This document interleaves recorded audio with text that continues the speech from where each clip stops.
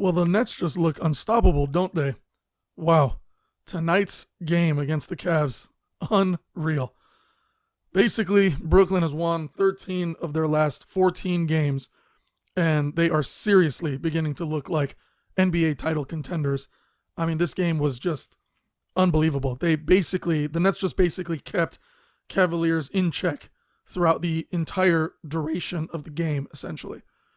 Now, the Brooklyn Nets, they're officially the third seed in the Eastern Conference, and this is actually their 9th straight game that they've won to extend essentially the longest active winning streak in the association. Final score was 125 to 117, and it's actually their longest winning streak in the franchise, in actual franchise history, since the 2005 and 6 season. And actually, funny enough, that was when Coach Jack Vaughn was the backup point guard during that season. Kevin Durant and Kyrie, they each dropped 32 points. And they basically joined Boston Celtics, Jaylen Brown and Jason Tatum, as the only pair of teammates to have 5 30-point performances in season games during this fresh NBA season. Irving had 7 3-pointers, and that was a season high for him, even though Durant fouled out for the first time in his Nets tenure in the late fourth quarter. Durant himself made 5 threes, and between the two superstars, they were a combined total of 21 for 37 shooting, and then 12 from 19 from deep. I got to give a shout out to TJ Warren. I mean, we knew what this guy looked like in the bubble, but tonight, I mean, Jesus. Off the bench, 23 points, 9 of 14 shooting, a season high 8 rebounds in, 27 minutes? That 27 minutes was also a season high, believe it or not. But basically, it was his highest total points in exactly 2 years. So I think the last time he scored 23 points was actually on the Pacers back on December 26th of 2020. And then that was when, he had his foot injuries, and that basically sidelined him all throughout December 2nd of this year. I got to give some credit out, of course, to the Cleveland Cavaliers. They did at least put a fight. There was some close moments where it seemed like they were going to get a hold of the lead and maybe stay on top of it. But, I mean, the Nets just look so incredible this year. Like, maybe it's finally time through all this drama and the Kyrie stuff and the Kevin Durant stuff. Maybe just maybe they actually get to be title contenders this year. But Darius Garland, he scored 46 points. And he did a nice little comeback in the fourth quarter, but it just wasn't enough. Now I want to talk about Brooklyn's shooting splits. I mean, they were absolutely outrageous.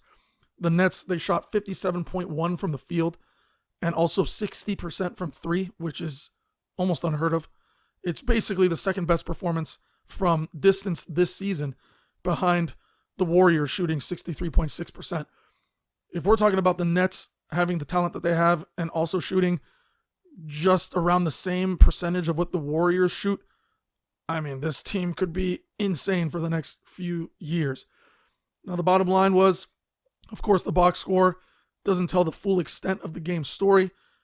Ben Simmons and Nick Claxton, they didn't put up big numbers offensively, but Simmons defensively never let Donovan Mitchell get started at all. And Claxton had the same effect on Jared Allen. I mean, defensively, you got to give these guys credit where credit is due. So early on, I'd say both teams, they showed why they are both top defenses in the East.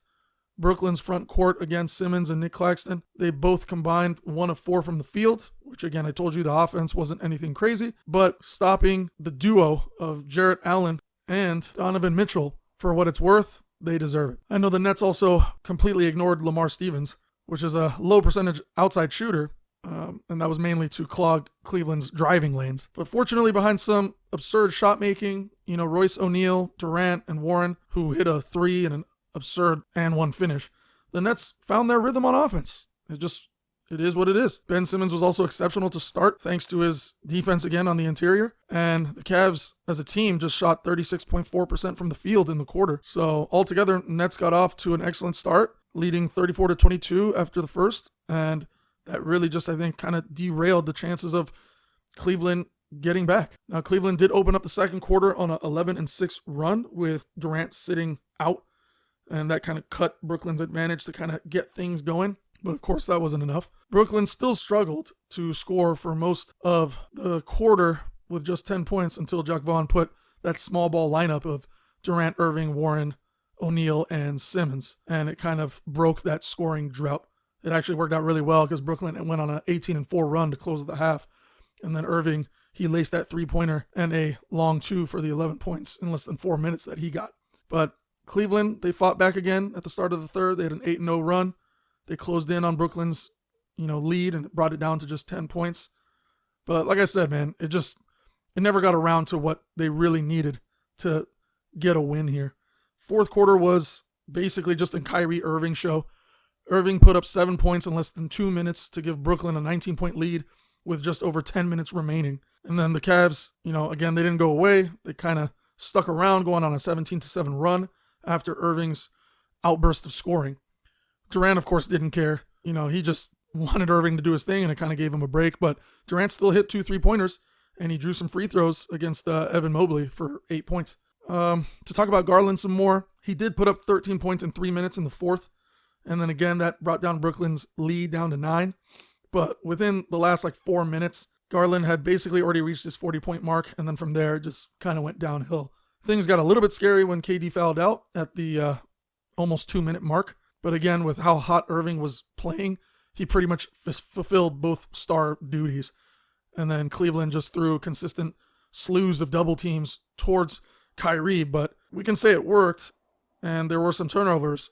But at the end of the day, it wasn't enough to win the game. So Nets did hang on, and Kyrie nailed those pairs of free throws when Osman fouled him along that sideline. And then Claxton swatted Garland's layup to seal the game. But all in all, I'm pretty proud of the Nets, man. They've gone through a lot, and it's about time that we start seeing this 3 all-star lineup working. The fact that they were able to get TJ Warren is wild to me because that guy's so underrated, and people saw what he could do in the bubble. I know he got injured, but for Nets to have him and Seth Curry and Joe Harris and Ben Simmons, this team is really, really deep.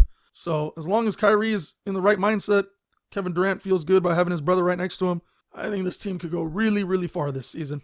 So we'll see what happens. Thanks for listening.